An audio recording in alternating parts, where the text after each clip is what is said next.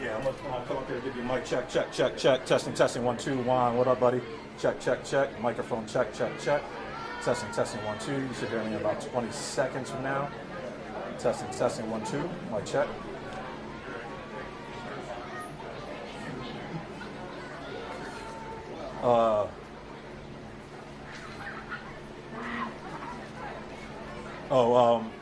Is it Louise? Yeah. Because Louise is on the other side. No. Okay. Oh, okay. You don't hear audio?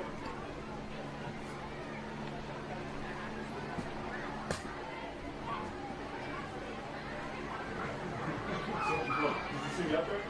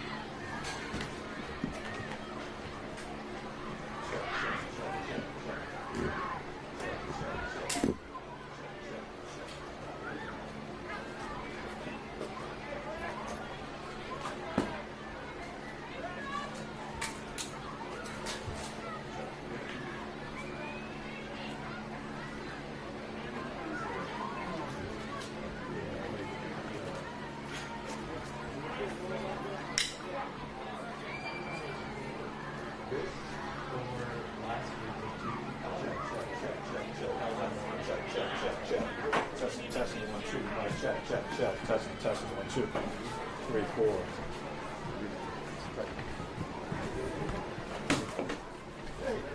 Check, testing, 1, 2, check, testing, 1, 2, mic check, testing, 1, 2. Yeah. Copy that, man. Cool.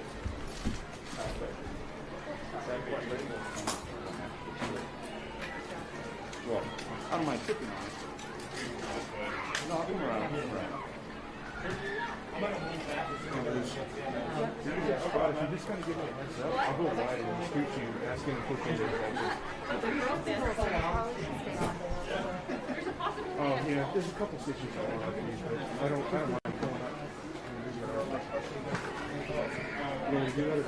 Yeah. I'll do it. No, I mean, just on my camera. I'll just go out wide and I'll push in this question. Just give me a heads up on that. Holy. Mic check. 1, 2, 3, 4, 5, 6, 7, 8, 9, 10. I think that the press conference is starting soon. Are you okay with the door open? That doesn't screw the light? Yeah, that's better. Otherwise you're going to all burn. You guys need to come out of the doorway. You come out of the doorway and... Guys, I need you to come out of the doorway and cycle around back. We gotta just clear this walkway right here. We gotta pull it clear it. Can you turn your paper a little so some door light gets on it? Yeah. You guys wanna come around to the front or the other side? This head's like here. Just to take out the blue one. You guys good? Yeah.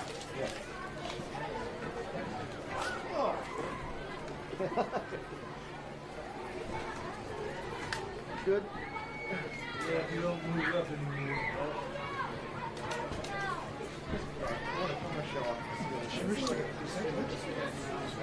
I got that, baby. There you go. Look at that. I got the spinning ball. Sign me up.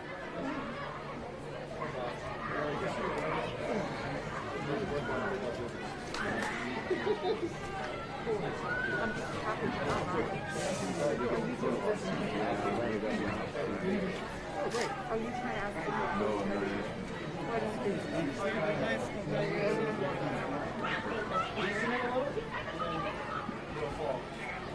Oh, I see what you're saying.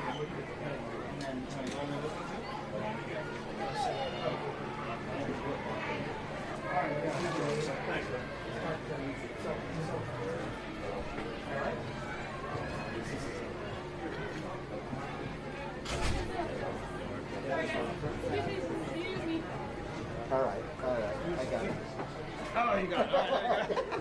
scared me then. I'm like, oh, man. I would have had to charge you for it. Yeah, I know. Mic check 1, 2, 3, 4, 5, 6, 7, 8, 9, 10, 11, 12, 13, 14, 15, 16, 17, 18, 19, 20. Oh, good. 21. Oh. Starting from 9. 21, 18, 15, 12, 9, 6, 3. Infinity, negative. Oh. I'm going to need that doorway.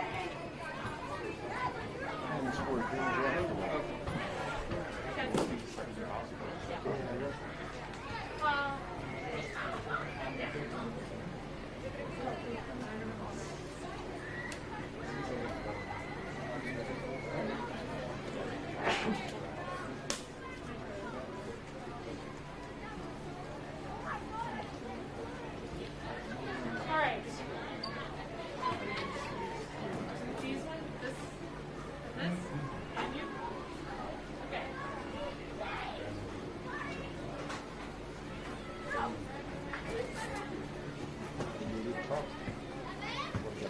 Come on now.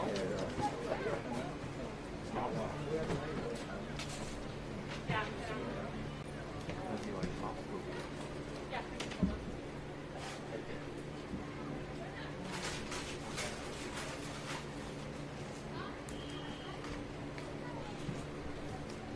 Hurry up and wait, right?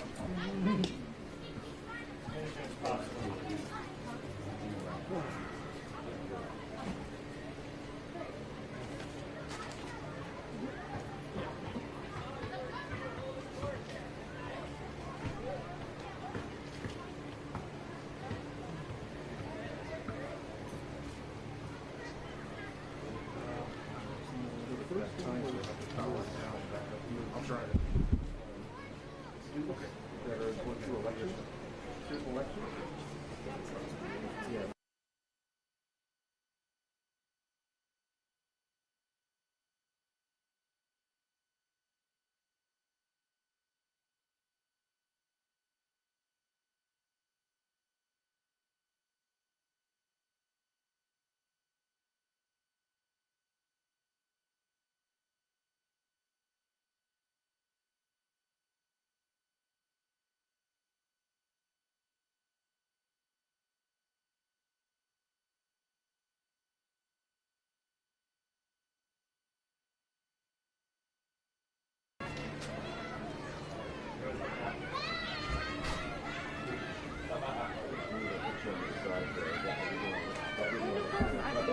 No. I just said that. It's like,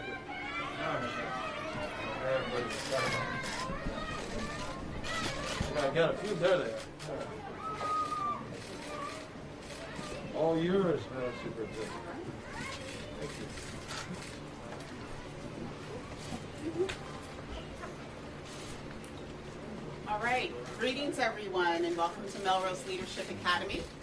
We're glad to have you all here today to celebrate this wonderful day.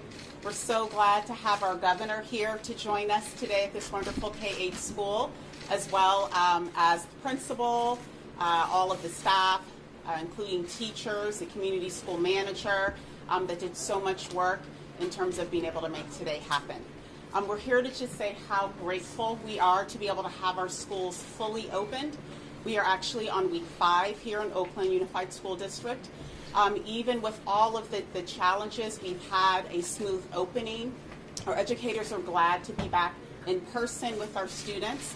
Our students are overjoyed to be back. You can hear the laughter and the excitement. And so we're so thankful for all the support that we continue to get from our state and from our county. And we look forward to continuing to pursue education this year fully in person. At this time, I would like to bring up to speak our wonderful Senator Nancy Skinner, who I am personally deeply grateful for all of the support that she has provided around free meals for all students in the state of California. So thank you for your support, and we'd like you to come up and speak. Thank you, Superintendent Trammell. She's an incredible superintendent here in Oakland, OUSD. And as you saw today, here, our children are back in school and they are safe. California schools are open and safe. And why? Because of Governor Newsom's leadership. We have 10,000 schools in California. Less than 10 have had to be temporarily closed, their in-person instruction due to the COVID outbreak. Less than 10. That is remarkable. And why did we achieve it? Because of the safety protocols that this governor insisted upon. He ensured that this year's state budget provided funds to support school testing and other safety measures to ensure that we could get our classrooms back open and in-person instruction safely. Masking and educator testing and vaccines work.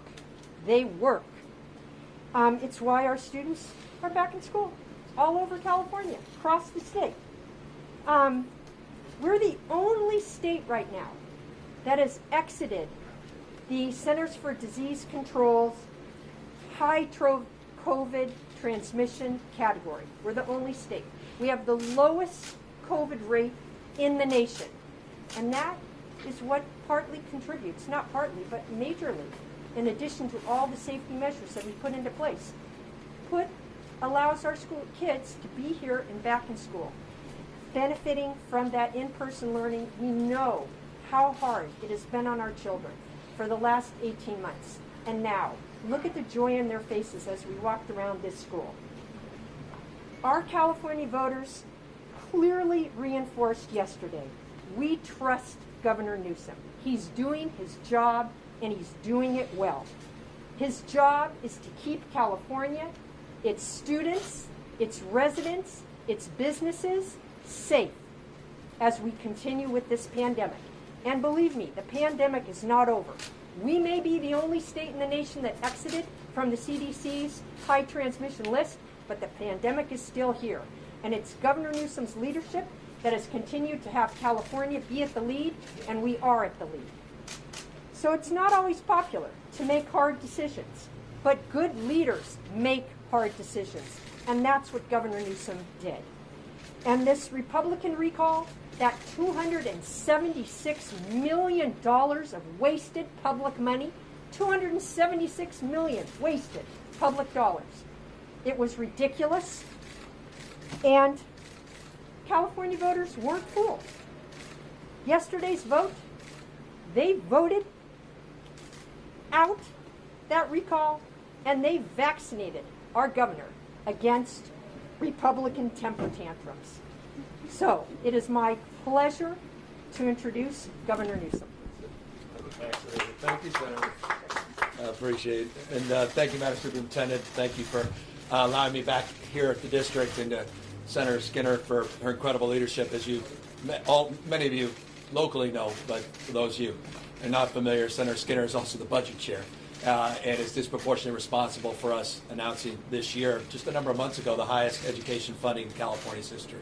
$123.9 billion, almost $124 billion budget. What's remarkable about this public education budget is it truly is transformational. We created a brand new grade, TK, for all Californians. We actually fulfilled a commitment and a promise that was promoted over the course of the last few decades, many administrations, to do after school for all California school kids. $5 billion commitment over the next few years. Not only after school for all, but transforming the school year. We're still on an agrarian calendar, which is absurd by any objective measure. And COVID has transformed our approach to public education in terms of a sense of urgency and understanding, and a willingness to look differently in terms of the challenges that we face. And that includes extending the school years through the summer and providing flexibility in districts all across this state.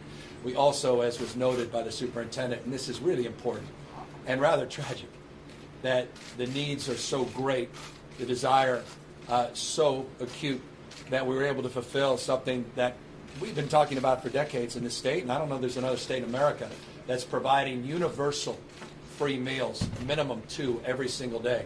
It's a $650 million commitment this year. It goes over $1 billion over the next few years. That commitment to make sure our kids are healthy and to make sure that they have the nutrition they need so they can focus and attend to their schoolwork. We're really proud of this budget, and perhaps no more than this. I've been promoting this since I was a county supervisor in San Francisco. This notion that we have to begin at the beginning by creating a college-going mindset.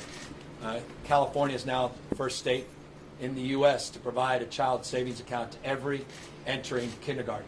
3.5 million kids are going to get their own savings account.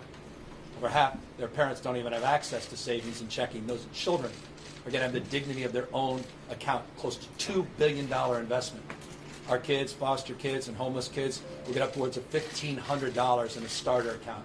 And that's not only going to create a college-going mindset at an early age, but also create the opportunity to develop some financial literacy, which is something we need to talk more about in this country, in this state as well. So we're here in that spirit of responsibility and accountability to do more for our public kids. But more important than anything else, foundationally, is keeping them healthy and keeping them safely back into school in a sustainable way. And the senator is absolutely right.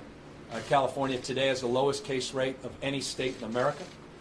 California has among the lowest positivity rates, 3.5% in America. We have among the highest vaccination rates in America. Over now, 82% of all eligible adults have received at least one dose of the vaccine. Those things go hand in hand.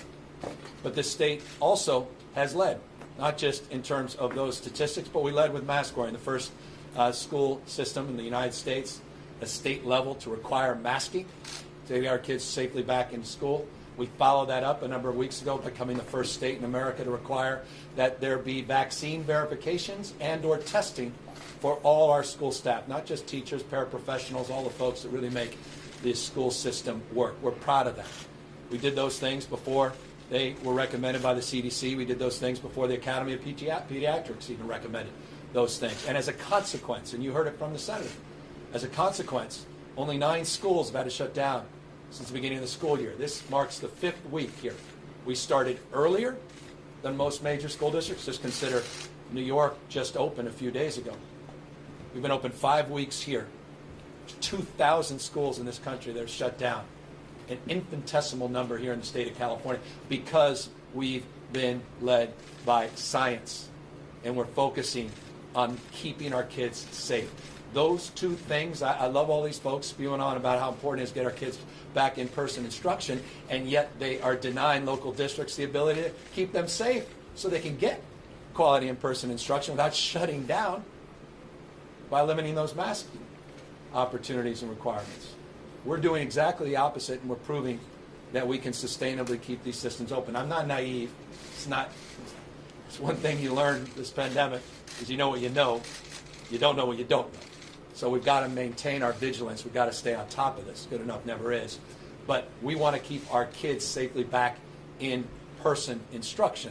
It's critical to get more people vaccinated, and it's critical that we have face coverings and masks to keep our kids safe and healthy and keep the professionals that are taking care of our kids safe and healthy. So we're here in that light, in that spirit, and grateful to the school districts all across the state of California that overwhelmingly they've embraced not just the mandate, but the spirit of the mandate as it relates to trying to do more and do better to keep our kids safe. By the way, I'll extend this to the economy as well. You want to get our economy humming again in this country, in this state? You want to keep it sustainably operating at full capacity in every way, shape, or form? We've got to get more people vaccinated. While 82% is impressive in some respects, it's not good enough in others.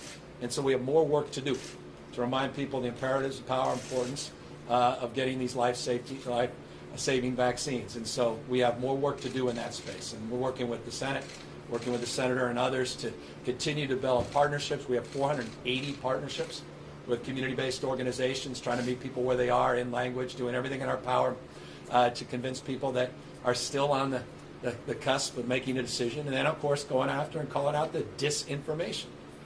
Not just the misinformation, but the intentional disinformation that's all across media, all across the spectrum.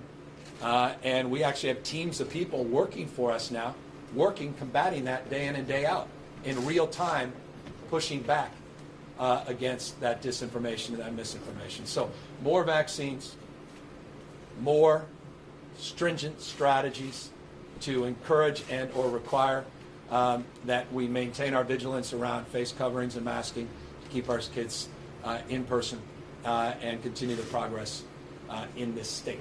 With that said, I'm not naive about the challenges the state faces, as we face those challenges in many respects all across this country.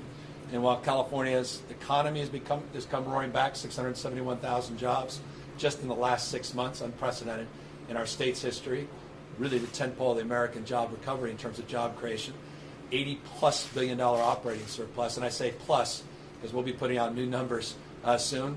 That budget surplus is now well north of $80 billion, unprecedented as well in U.S. history. Allows us to do that $12 billion tax rebate, dollars that are going out. But we're mindful. We have a lot more work to do. The unemployment rate is still stubbornly high. A lot of small businesses are still struggling, and we want to meet them where they are and provide those grants and get those dollars out in the streets. Final thing. I'm also mindful on September 30th, our moratorium on evictions ends. But I also want to raise awareness that what we did with Senator Skinner and with the legislature extends beyond September 30th. There are pre-diversion opportunities, I don't want to get technical here, that extend through March 31st of 2022. All you have to do is get your application in, and we have protections that were part of the agreement that we struck with the legislature. We're going to be talking more about that, but I want to highlight that because I know there's deep anxiety with that looming deadline in a matter of weeks.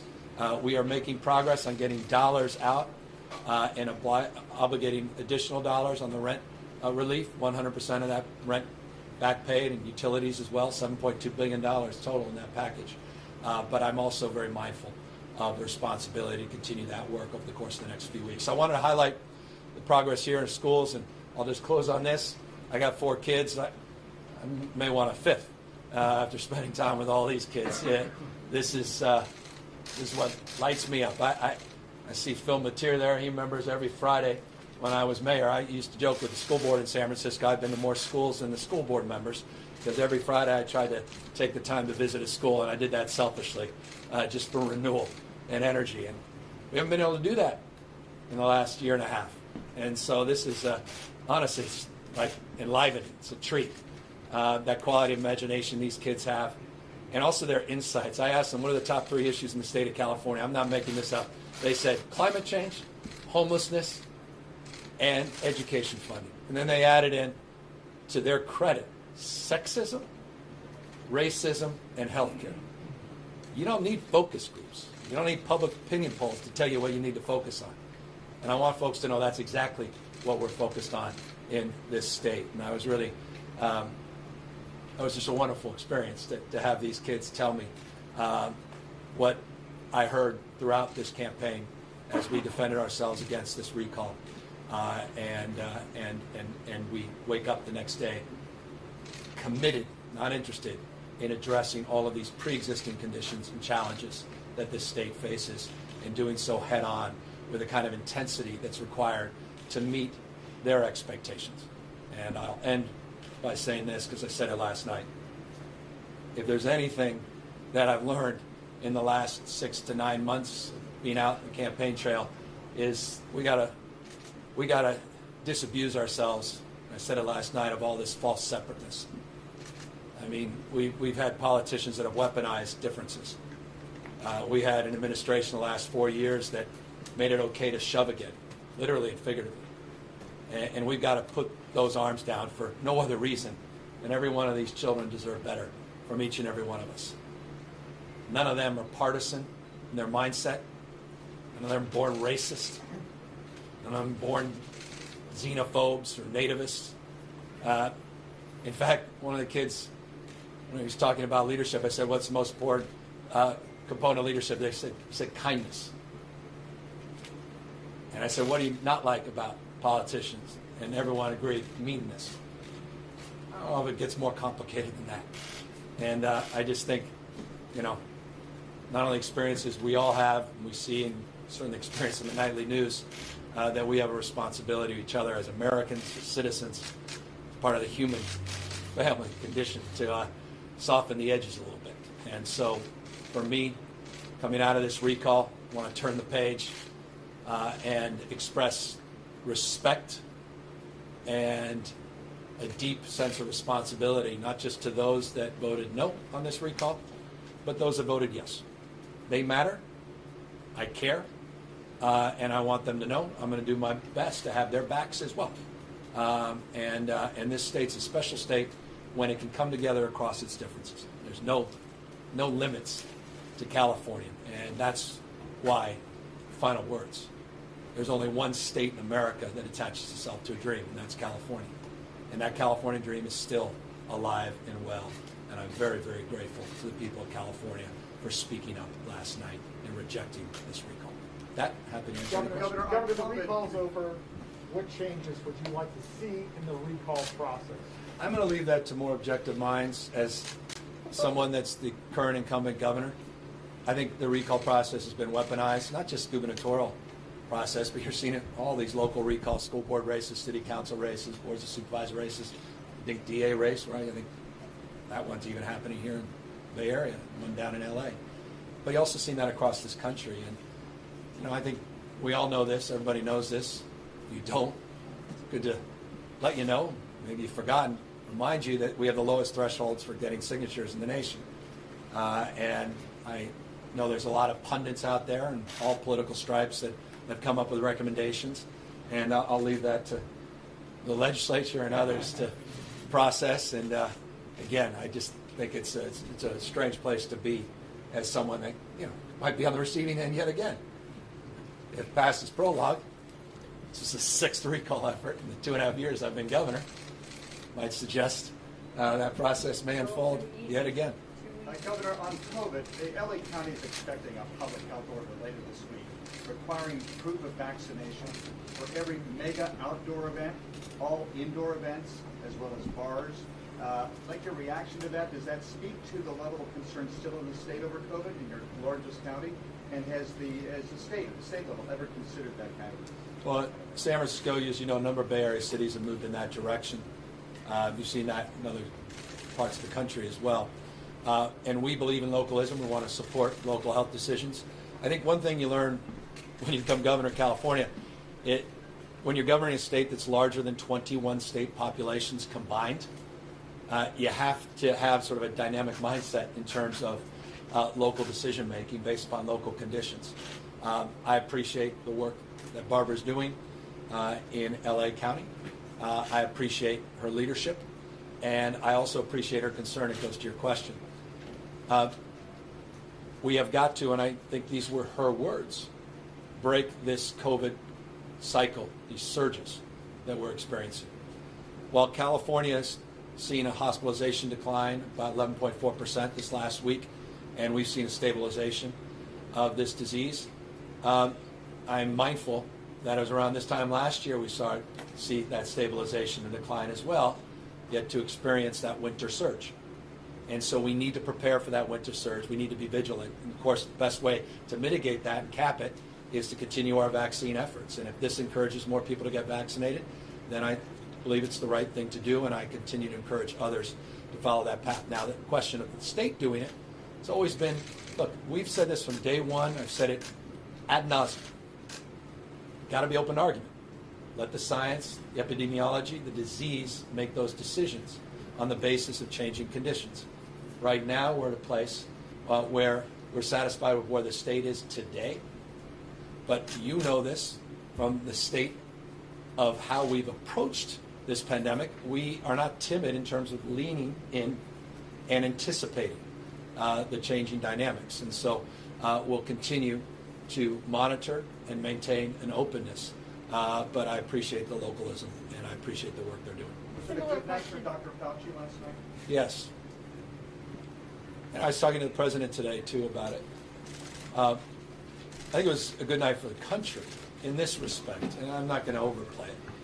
But science was on the ballot. I was talking about what was affirmed last night, not what was just rejected.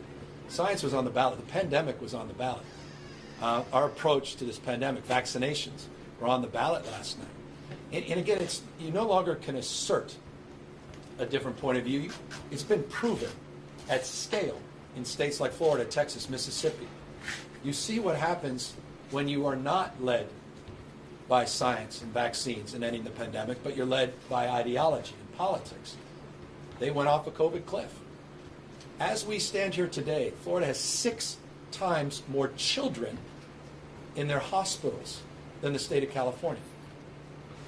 The pediatric hospitalizations in Florida are 6 times greater than the state of California. I mean, they're kids.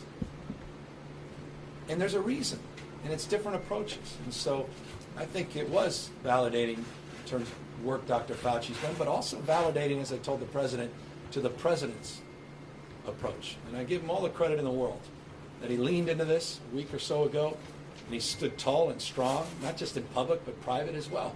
Do the right thing. And I'm really proud of his leadership and really proud of, obviously, Dr. Fauci's. Governor, do you take the win as a mandate for the rest of your term, and what will you use that clout to advance? I think the one thing, when you face a recall, and I think all of us in our own respective lives face any kind of deadline that is sort of existential in terms of consequences of missing a deadline. In your business, you know it well. Is it sharpens your focus about time. And things that you may have looked at on the horizon and said, over the next 2-3 years, we want to get this done. You start looking very differently and say, well, what's possible in the next 2 to 3 months? And I think it's the old adage, once the mind is stretched, it never goes back to its original form. This pandemic has stretched the mind of what's possible. I'll give you a specific example. Just in California, getting 6,000 homeless housing units in 5.5 months online. That's unprecedented in the state's history. Usually it takes a decade or 2. We were able to do that in 5.5 months. That's now focused my energy to say, what more can we do in that space with that same sense of urgency on climate change, on issues of affordability of housing. Now that's tough. That's going to take a long time to get these housing starts and get the zoning worked through and get a different mindset in terms of addressing that imbalance. But it's focused that energy. And I'll tell you, I'll just end on this. But the budget we just passed this year, we've had so many, we had many conversations because of the incredible work that the senator did as budget chair. But there were things we dreamt about in our public life, and we got them done this year in extraordinary ways. One of the things I'm really looking forward to is sharing with the public what the state is doing, because it's gotten lost with everything else out there. The progress that we have seeded in the last 12 months is really enlivening, and so I'm looking forward to that. Mandates are, that's not even the kind of language I use. Governor, one question is not even a recall of the pandemic. Since you quoted the man you said was your political hero last night, Robert F. Kennedy Jr., will you deny Sirhan's parole when it comes to your office? That's a fair question, particularly since I brought him up last night. So the process has to unfold. It has to come to me formally. If I get in the middle of a process with just 2 people recommending the full board and adjudicate, I can put that entire process at risk. But I will say this, I mentioned this a few weeks ago, and you've highlighted another proof point, perhaps an exclamation point, with the quote from Bobby Kennedy. But you walk into my office and the governor's office, and it's photographs, those iconic photographs of the funeral procession of Bobby Kennedy. If you go in my home office / bedroom, you'll see half dozen Bobby Kennedy photos on the wall, the most precious one being of my father and Bobby Kennedy, signed to my mother, Tessa. My mother and dad are both passed away, and this was right before, very shortly before Bobby was killed. I think that gives you a sense of where I might be leaning. But right now, I don't want to lean into that process and create problems. So we would be wrong if we said the governor's leaning towards denying parole.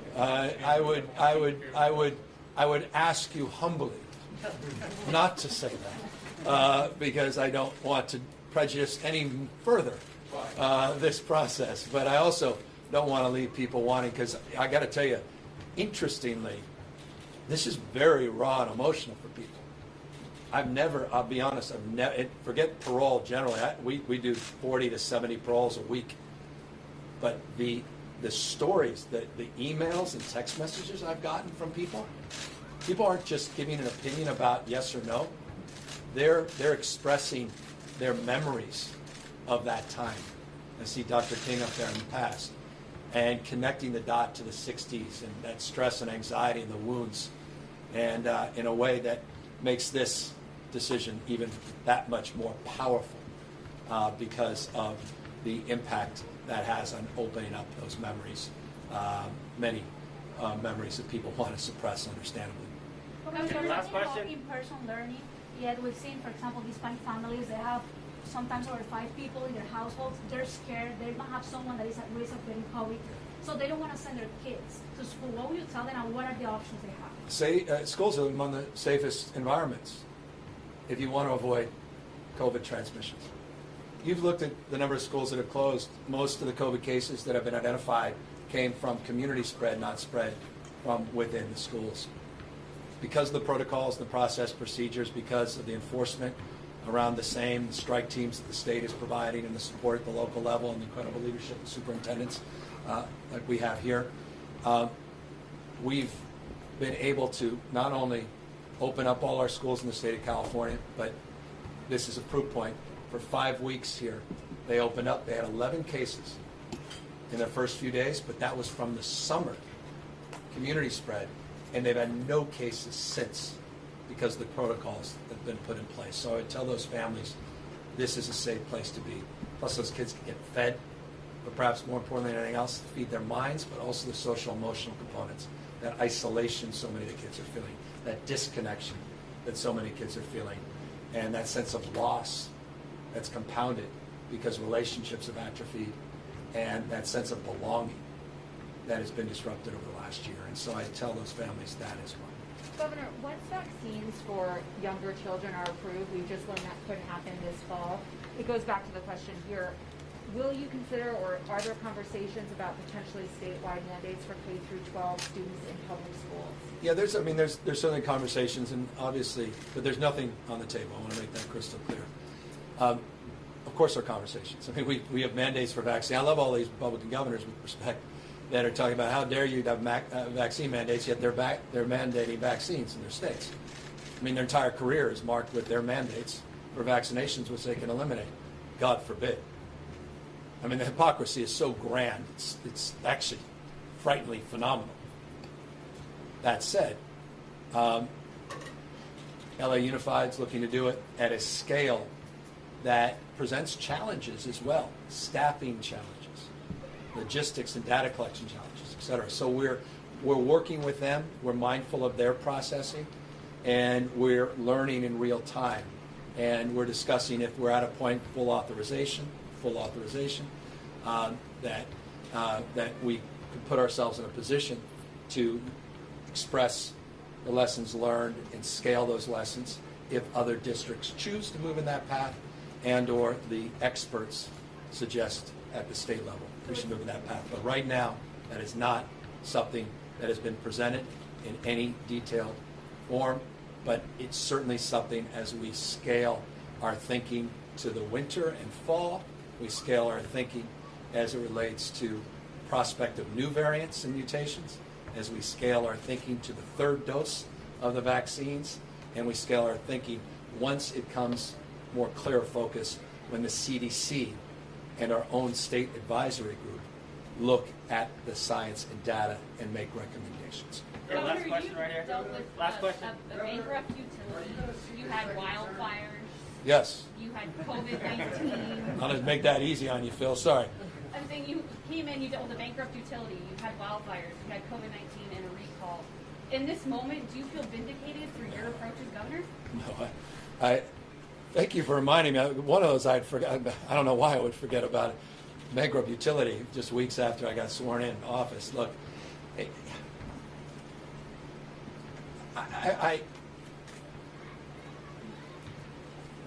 this is a gift.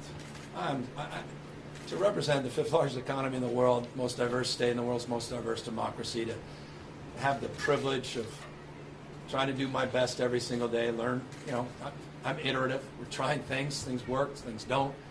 You deal with a recall, humbling and everywhere, right? I mean, and yet it, you know, to get through that, and as California's gotten through this pandemic at this stage, the resiliency that I see every single day in people, those families that are getting their kids back to school as they're trying to get another job or get back to work themselves, this is a gift. It's precious. And so I don't feel any of those things. I feel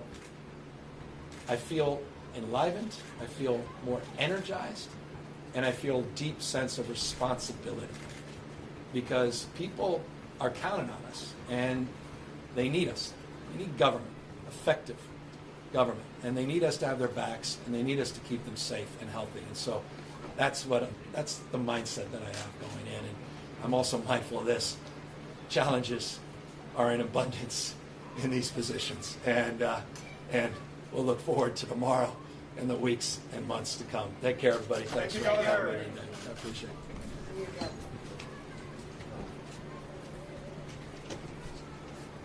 Thank you, Governor. Thank you. I'm happy to take any questions. Well, great. We're going to hold for just 1 minute. We're going to hold for 1 minute. No.